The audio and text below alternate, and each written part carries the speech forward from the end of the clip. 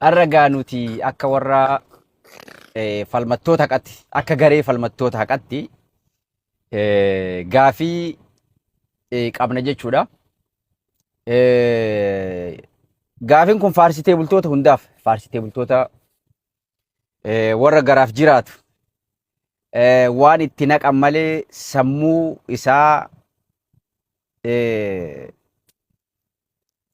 isaatiin xiinxalee hin yaanne waan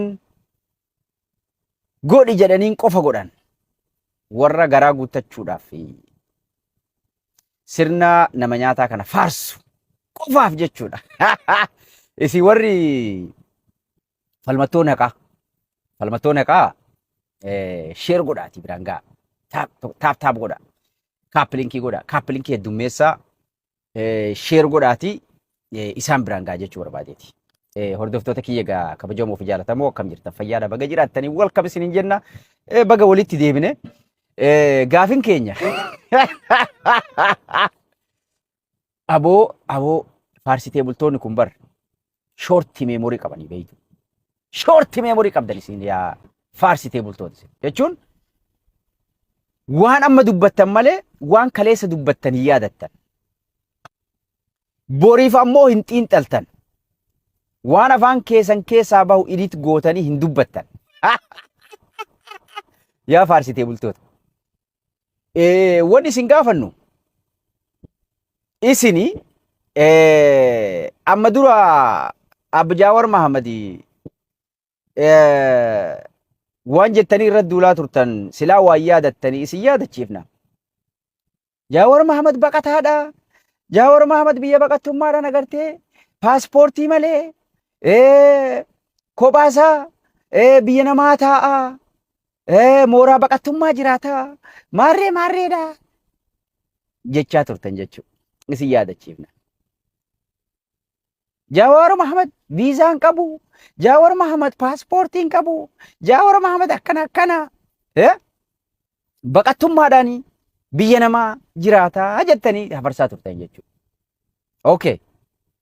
Yaa waa irraanfattoota yaa shorti meemorii warra garaa guuttachuu qofaaf waan itti kennanii dubbadhu jedhanii qofa dubbatu isin baannaa bar. Gantoota garaa warra garaaf rabbiin gaarbeeja walitti uumee biltsiginnaan akka feeteetti ergattu isin baannaa bar. Yaa warra waan kaleessa dabre yaadanne kaleessuma waan jedhe yaadanne. Egaa Jawaariin isin kaleessuma akka jettanii suni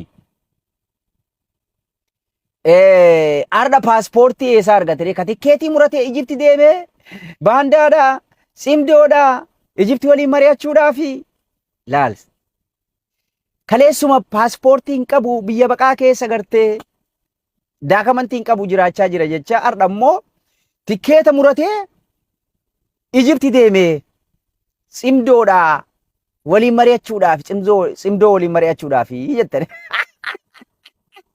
Waan nama jaamsiisa. Okay, arra tikkeeta kana isinii muree fi duuba moo paaspoortii san isintu ergee fi haala mijjeessee fi achi ergee. Isintu ergate. Egaa isintu paaspoortiillee viizaa dhooftanii fi tikkeeta murtanii fi ergitan moo akkamitti tikkeeta muratee achi dhaquusaa argitan. Tikkeeta immoo asuma tana jennu nuti hoogganaa keenya bakka inni deeme hundaa jala deemna jalaanaaf nu hoogganaa haqaa hoogganaa sabaa waan taateef jalaanaaf nu waan ta'eef kunoo gaa tikkeenni kunooti nutis murannee jirra maqaan kiyya kunooti tiim jawween tikkeeta akka jiru muratee jira deemaati feesbuuk irra laala. Feesbuuk irra poosti goonee jirra laala deemaati dhaqaati. Akkam jettan jalaanaaf nu gaanii deemna tikkeeta ganama jawween murate san kasin agartan nulleen kunooti kiyya kana tiim Jawaar akka jirutti murannee deemaa jirra jechuudha. Laaluu ni dandeessan jechuu barbaadeeti. Yaa shorti meemorii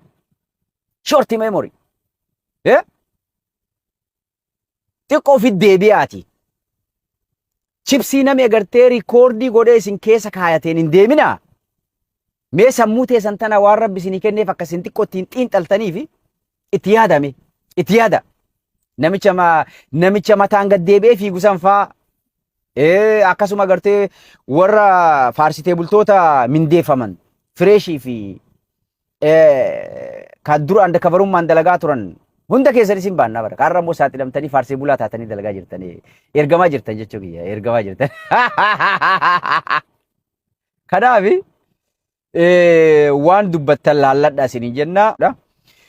Jawweeni yeroo inni karaa safarii deemus yeroo inni taa'us yeroo inni dubbatus yeroo cal'isus akka isin shororkeessu ni beekna jechuudha. Inni shororkooftu jechuudha. Yeroo inni safarii deemu jira, amna deemu jira. Hordoftoota keenya ummata Oromoo jedheen ummata Oromooti dhaamsa dhaamu eessa deemu? Eenyu waliin mari'atu deemu? Dippiloomaasii. Jawween tokkochi mootummaa akka ta'e beektaniira.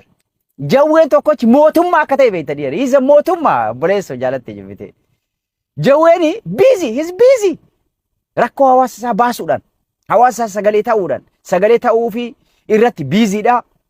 Karaa dippiloomaasiitiin dippiloomaatota waliin mari'achuu irra biiziidha. Ammoo you will never gonna find out. Eenyu waliin dubbatee akkamitti dubbatee eessa deemee maal godhu jira? You will never sin jedha.